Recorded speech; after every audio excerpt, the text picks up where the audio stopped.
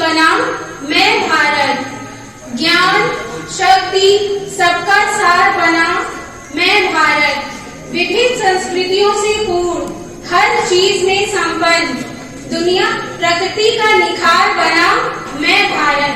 साधु संतों का संगम मैं भारत। दुनिया का अनोखा रंग बना मैं भारत।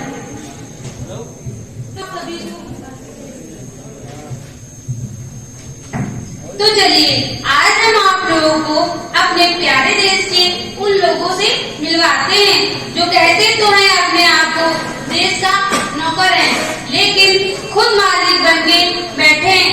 अच्छे से देख लीजिएगा इन चेहरों को जो पहले तो अपनी पार्टी के नारे लगवाएंगे और बाद में ईद का चांद हो जाएंगे।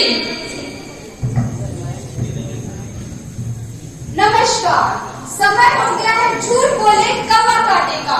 मैं नीलम आप सभी का स्वागत करती हूँ देश के नंबर 1 चैनल कुश्ती टीवी पर। तो आज हमारे साथ जुड़ चुके हैं मालखाओ पार्टी से चिंटू जी और चूना लगाओ पार्टी से मिंटू जी।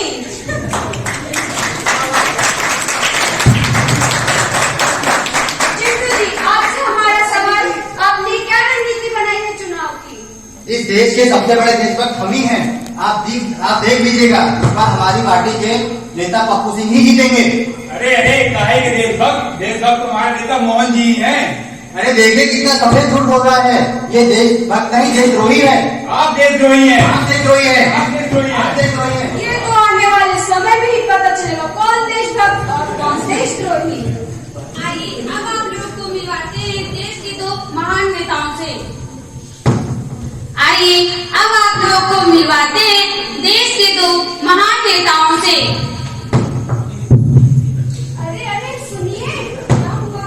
कहाँ तुम लोग आपके नाम पर लड़ रहे हैं? मेरे नाम पे लड़ाइयाँ भी होने लगी। हाँ, वो कह रही थी वो एक दूसरे को देशद्रोही साबित करने पर लगे। चलो मैं देखता हूँ वहाँ क्या हो हाँ, रहा है। इस समस्या का समाधान आप ही कर सकते हैं।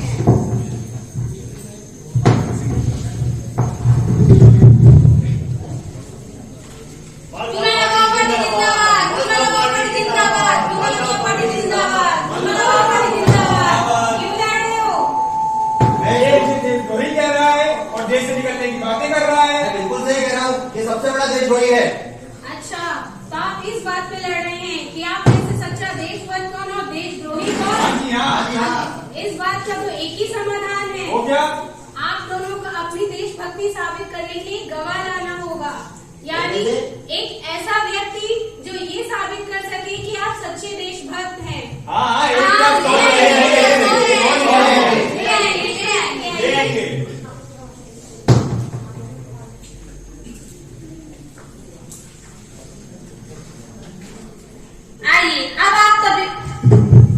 आइए अब आप सभी को मिलवाते हैं देश के कृषि वर्ग से, यानी कि मध्यम वर्ग से।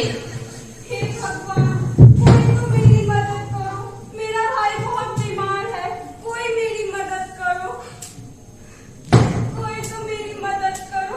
अरे पप्पू सिंह जी, मैंने आपको टीवी पर बहुत देखा। देखा होगा। मेरी मदद करिए, मेरा भाई बहुत बीमार है। हाँ, वो सब तो ठीक है, लेकिन पहले ये बताओ, क्या तुम इसलिए गवाही दोगी कि मैं सबसे बड़ा देशभक्त हूँ? गवाही?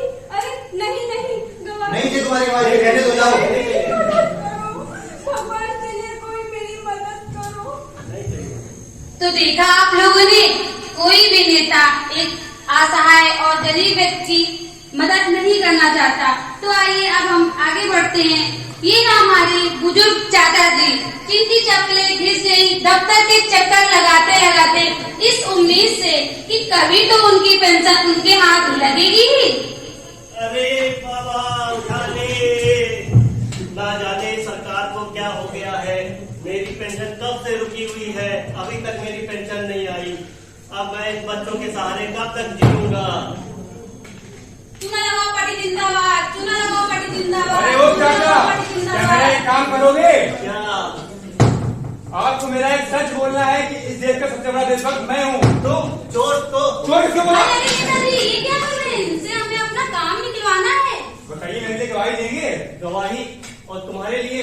क्यों? चलो बेटा, मेरी कहाँ? पेंशन दिला दो। नहीं, मैं साथ नहीं जाऊंगा। नहीं, हमें आप मैं तुम्हारी गवाही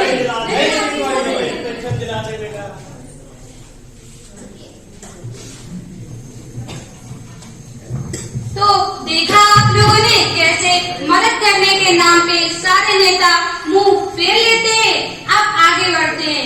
कथित संत ढेरों यहाँ, इनसे रहिए दूर, ढोंगी भोंगी ये हुए, रहे नशे में चूर। बाबा की जय हो, बाबा की जय हो, अरे बाबा की जय हो। इतनी चालाना क्यों है? बाबा की प्रार्थना का समय हो गया, आप सभी हमारे साथ प्रार्थना में लीन हो जाइए। 1 2 3 4। बाबा की जय हो, बाबा की जय हो, बाबा की जय हो। बाबा की जय हो, बाबा की जय हो, बाबा की जय हो। बाबा, क्या मेरा काम करोगे? आपको मेरे लिए गवाही देनी है कि इस देश का सबसे बड़ा देशभक्त मैं हूँ। मामा क्या मेरे लिए भी ऐसी आप मेरे लिए भी ऐसी गवाही देंगे कि सबसे बड़ा देशभक्त मैं हूँ? गवाही देने वाला मैं कौन होता हूँ? गवाही देने वाला तो ऊपर वाला है। पर बाबा बात सुनिए, बाबा प्रार्थना का समय हो गया बाबा है। बात सुनिए। बाबा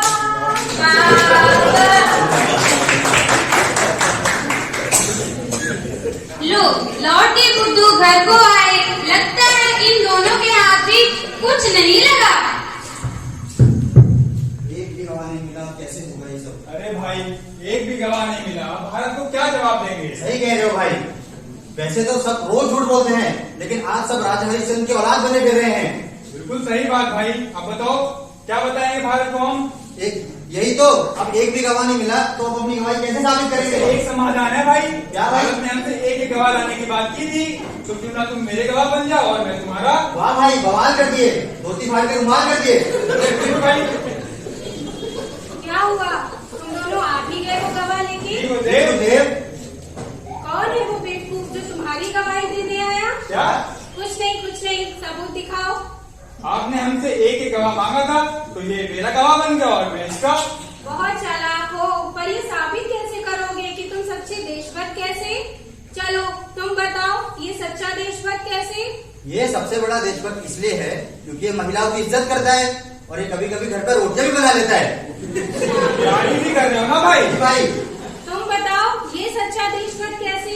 ये सच्चा देशभक्त इसलिए है क्योंकि इसको राष्ट्रगान गाना आता है। ओह अच्छा, तुमने अपनी देशभक्ति तो साबित कर दी, लेकिन तुम में से देशद्रोही कौन? यही तो है। अच्छा, तुम दोनों ही देशद्रोही। तो देखा आप लोगों ने कैसे एक कुर्सी के लिए एक दूसरे को बदनाम करने में लगे हुए हैं। अब इन्हें कौन समझाए कि जब किसी भारतीय पर उंगली उठाई जाती है तो उंगली सीधा भारत पर उठती है। देशभक्त और देशद्रोही शब्दों की वो चिंगारियां हैं जो देश को जला के राख भी कर सकती